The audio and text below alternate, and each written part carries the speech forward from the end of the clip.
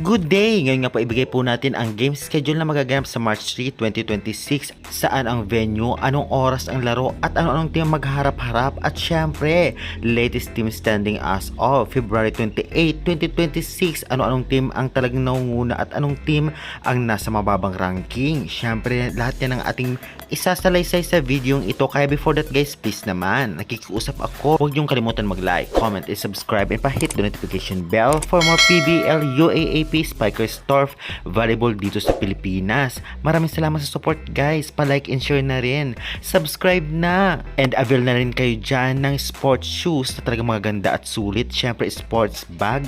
Syempre may Casa Bola, Creamline t-shirt, Chocomocho t-shirt na talagang pang-remembrance nyo. Maraming salamat. Well, atin agad ibibigay ngayon ang latest team standing as of February 28 to March 3, 2026. Narito po.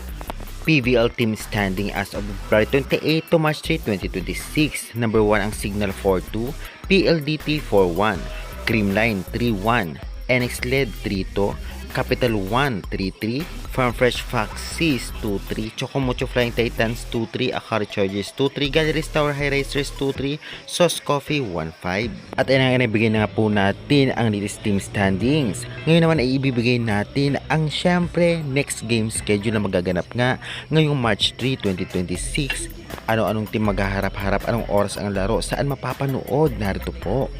Unang maghaharap nga ay ang Chocomocho Flying Titans versus NX LED Chameleon 4pm at ang venue po nito ay sa Pale Oil Center. Susundan naman ito 6:30pm Creamline Cool Smashers versus Galleries Tower High Racers. Venue pa rin sa Pale Oil Center. At syempre saan nga ba ito mapapanood? Meron po nitong free sa PBL.ph Live basta ang iyong cellphone ay may internet. Meron din po nito sa Signal application at Pilipinas Live application, ngunit may bayad. Mag-register lamang kayo. At syempre, meron po nito sa cable kung may cable kayo sa inyong bahay sa channel na One Sports Plus. Kaya naman syempre agad guys, tutukan nyo ang game nito dahil tiyak marami ang manonood hindi lamang sa venue kahit sa online. Excited na ba kayo guys? Sa tingin nyo anong team mananalo? Pa-comment ka dyan sa baba and pa-subscribe for more volleyball updates.